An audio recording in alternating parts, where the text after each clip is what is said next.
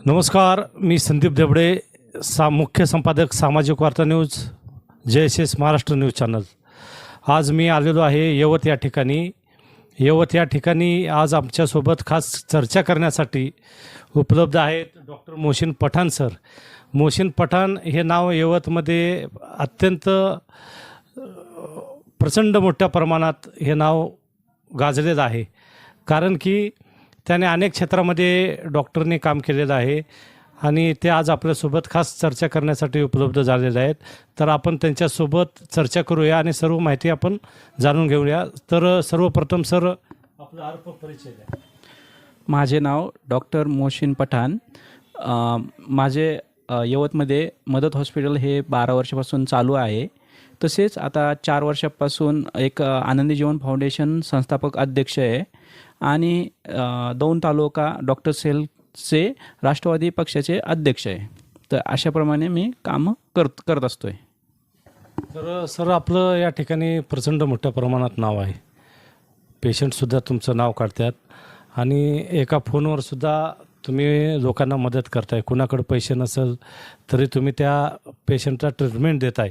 हे असे प्रत्येक गावामध्ये असं तुमचं नाव चर्चेत आहे आणि तुम्ही आता सामाजिक क्षेत्रामध्येही उतरलेलं आहेत. या संदर्भात तुमचं फक्त सामाजिक क्षेत्रामध्ये आनंदी जीवन फाउंडेशनच्या माध्यमातून तुम्ही काय करत आहेत त्याची माहिती.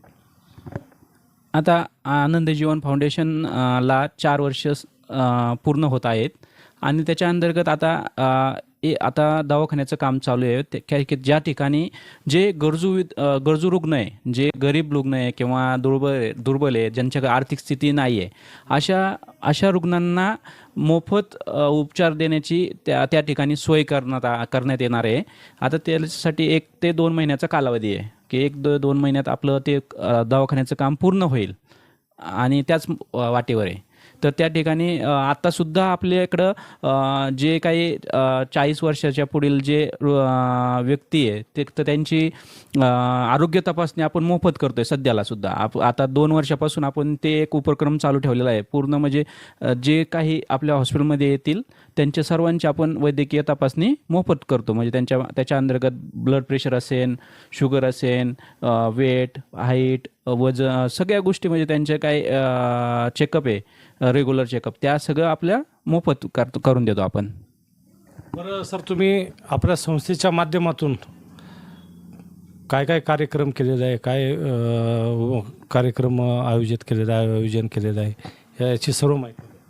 आपण आनंदी जीवन फाउंडेशनच्या अंतर्गत अनेक वेगवेगळे उपक्रम घेत असतोय दरवर्षी. तर आता आपण चालू वर्षात आपण एक खूप चांगला उपक्रम चालू केलेला आहे की 1 लाख झाडे लावण्याचा आपण उपक्रम घेतलेला आहे आणि त्याच्या थ्रू आपण भरपूर ठिकाणी वृक्षारोपण पण म्हणजे वेगवेगळे कार्यक्रम आपण वेगवेगळ्या ठिकाणी घेतलेले आहे. आणि आता ह्या चालू 1 ते 2-3 वर्षामध्ये आपण 1 लाखपर्यंत झाडं लावणार आहे, त्याचं संवर्धन करणार आहे. त्याच्यानंतर त्याला पूर्ण मोठे होईपर्यंत आपण लक्ष देणार आहे त्याच्याकडं, म्हणजे त्याला पाण्याची सोय किंवा त्याच्या अनेक म्हणजे त्याची काळजी घेणार आहे की पूर्ण वाढेपर्यंत आपण त्याला लक्ष देणार आहे. तर असं सर्व वृक्षारोपणाचा कार्यक्रम आपण सारखे चालू ठेवतोय. ह्या चालू वर्षीपासून आपण ते पूर्ण केलेलं आहे, म्हणजे चालू ठेवतोय आपण. बरं, आता सामाजिक क्षेत्रातून सर आपण आता आरोग्य क्षेत्राकडे येऊया. तर आरोग्य क्षेत्रामध्ये आता सध्या उन्हाळ्याचं वातावरण आहे आणि काही लोकांना थोडं उन्हात फिरलं तर चक्कर येते असं जाणवतं आहे. या संदर्भात काय काळजी घेतली पाहिजे? ॲक्च्युली काय होतं, म्हणजे आता सध्याला काय झालं आहे, ग्लोबल वॉर्मिंगमुळे आहे ना, पृथ्वीचं तापमान म्हणजे जसं आपल्याला ताप येतो ना त्याप्रमाणे ह्या पृथ्वीलासुद्धा ताप येण्याची सुरुवात चालू झालेली आहे. म्हणजे येत्या 5 ते 10 वर्षाचं आपण जर रेकॉर्ड बघितलं तर दरवर्षी आपण थोडं तापमान वाढत चाललेलं आहे. म्हणजे साधारणतः दरवर्षी 0.5 ह्या हिशोबाने जरी हा वेग असला तरी पण हा आता म्हणजे एवढं तापमान पूर्ण कधी ह्या पृथ्वीला नव्हतंच. म्हणजे ते सगळं मानवनिर्मित प्रदूषणामुळं एवढं तापमान वाढलेलं आहे. तर आपण काय करतोय की ह्या उन्हामुळं काय होतं, जेवढं ऊन जास्त तर जी लोक उन्हामध्ये कामं करत असतात तर त्यांना खूप धोक्याचं असतं. म्हणजे ह्या उन्हामुळं स्ट्रोक बसू शकतो, शरीरातली पाण्याची पातळी कमी होऊन त्यांना चक्कर येऊ शकते, किंवा अजून पण खूप गोष्टी अशा असतात की ज्याच्यामुळं उन्हाचा खूप त्रास होऊ शकतो म्हणजे माणसाचा. तर ह्याच्यापासून वाचवण्यासाठी एकतर पहिली गोष्ट म्हणजे उन्हाचा शक्यतो जेवढा वापर टाळावा. आणि शक्य नसेल त्यावेळेस मग आपण म्हणजे टोपींचा किंवा छत्रीचा वापर करावा आणि जास्तीत जास्त पाणी प्यावं. म्हणजे लिंबू सरबत जरी पिलं तरी चालतंय, किंवा वेगवेगळे सरबत असतात ते पिलं तरी चालतंय, की ज्याच्यामुळे एनर्जी बी येईल आणि आपल्या शरीरामधले जे इलेक्ट्रोलाइट्स असतात त्यांची कमतरतेमुळं पण आपल्याला खूप अशक्तपणा येतो उन्हाळ्यामुळं. तर आपण ते ज्याच्यात नारळ पाणी असेल किंवा ज्याच्यामध्ये इलेक्ट्रोलाइट्स असेल असे भरपूर वेगवेगळे प्रोडक्ट पण मिळतात. तर ते पण आधीमध्ये घेतले पाहिजे लोकांना, म्हणजे सगळ्यांना. आणि शक्यतो वृद्ध माणसांनी तर खूप त्रास होतो उन्हाचा, तर त्यांनीसुद्धा पासून संरक्षण घ्यावं. म्हणजे शक्यतो जाऊ नये उन्हामध्ये. आणि जरी समजा जर चुकून कसं काय वेळेस काय होतं, कामानिमित्त आपण बाहेर पडावंच लागतं, तर त्यावेळेस पण आपण काळजी घ्यायला पाहिजे. पण जर काळजी नसेल घेत तर त्याच्यापासून आपल्याला खूप त्रास होऊ शकतो. म्हणजे अचानक अनेक वेगवेगळे आजार असतात. काय होतं, आपलं शरीर आहे ना त्या टेम्परेचरला बनलेलं नाही आहे ॲक्च्युली. म्हणजे तेवढं टेम्परेचर सहन करण्यासारखं आपलं पूर्ण शरीराची बनावट नाही आहे. पण अचानक काय होतं, आपण त्या उन्हामध्ये गेल्यानंतर आपली सगळ्या शरीराची जी व्यवस्था आहे, म्हणजे आपलं टेम्परेचर कसं 37 डिग्री असतं, तर त्याला म्हणजे सूट होत नाही ते टेम्परेचर, आणि त्याच्यामुळं आपल्याला आजारी पडण्याचे किंवा वेगवेगळ्या आजाराला सामोरं जावं लागतं आपल्याला. तर त्याच्यापासून वाचलंच पाहिजे पण 100%. आणि आपण त्या आजारावर इलाज करण्यासाठी गेल्यानंतर दुसरंच आजार जाणवतात, त्याचं काय?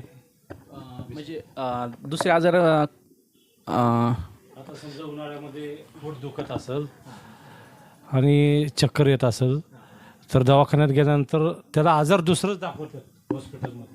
हां, मग कसं होतं, म्हणजे आता कसं होतं ऑन द स्पॉट काय होतं, म्हणजे प्रत्येकाचं शरीर प्रकृती वेगवेगळी असते, तर त्यांना वेगवेगळे अगोदरचे जुनाट आजार बी असू शकतात. त्यानंतर त्याच्यामुळं बी कॉम्प्लिकेशन काय आहे, एकाचं दुसरं तिसरं होऊ शकतं ना. एका आजारामुळं दुसरा आजार होतो, किंवा ह्याच आजाराचं कॉम्प्लिकेशन वेगळ्या आजारामध्ये होतं. तर मग ते कसं आहे, डॉक्टर काय करतात, त्याचं डायग्नोस करतात की नक्की ह्या आत्ता सध्या ह्या पेशंटला कोणता आजार झालेला आहे आणि त्या जोडीला कोणती सिम्पटम आहे, काय आहे, आणि त्यानुसार त्यांना ट्रीटमेंट द्यायला सोपं जातं. बरं सर, तुमच्याकडं आता कोण पेशंट आले, जर काहीच पैसे नसले त्यांच्याकडं, तर त्या पेशंटचं तुम्ही कसं त्यांना इलाज करता? आपण तर शक्यतो काय करतो, जेवढं कमीत कमी सवलतीमध्ये तर आपण ट्रीटमेंट देतोच. पण समजा जे काही शक्य आहे, म्हणजे ज्या आपल्याला शक्य आहे तेवढ्या कमी खर्चात त्यांना ट्रीटमेंट देतो. आणि त्याच जोडीला काय करतो की समजा आता एखाद्या पैसे नसेल, तर त्याला आपण सांगतो की त्यांना की नंतर पुढच्या वेळेस द्या, आणि जसं ज्या टप्प्यात द्यायचं त्या टप्प्यात द्या. म्हणजे थोडं द्या, ज्या तुम्हाला जसं तुमचा पगार झाल्यानंतर द्या, आणि ते पण तुमच्या सवडीनुसार द्या. म्हणजे एवढीच फॅसिलिटी आपण दवाखान्यामध्ये पुरवतो आता सध्याला तरी. आणि नंतर पण आपण ही सुविधा पूर्णपणे जे काही गरीब आहे किंवा गरजू रुग्ण आहे त्यांना तर आपण मोफतच सुरू करण्याचं उद्दिष्ट ठेवलेलं आहे. आपण जे आनंद जीवन फाउंडेशन जे सुरू करतोय, तर त्याच्या आता आपण तर एवढ्या वर्षापासून तर आपण तर देतोय सुविधा गरिबांसाठी कमी पैशामध्ये. पण सध्याला आपण म्हणजे जे 2 महिन्यानंतर जे दवाखाना चालू होणार आहे त्या ठिकाणी आपण मोफत पूर्ण वैद्यकीय सेवा पुरवणार आहे. तर हे होते डॉक्टर मोहसिन पठाण सर. यांनी या ठिकाणी अत्यंत चांगल्या प्रकारे रुग्णांना सेवा देत आहे, आणि त्यांचं आनंदी जीवन फाउंडेशन हे फाउंडेशनच्या माध्यमातूनही त्याने अनेक कार्य या डॉक्टरांनी केलेले आहेत. तर आज आपल्यासोबत चॅनलवर JSS महाराष्ट्र न्यूज चॅनलवर ते आज उपलब्ध होते, आणि आपण त्यांच्यासोबत आज खास चर्चा केलो. JSS Maharashtra news, Sandeep Debade, Pune.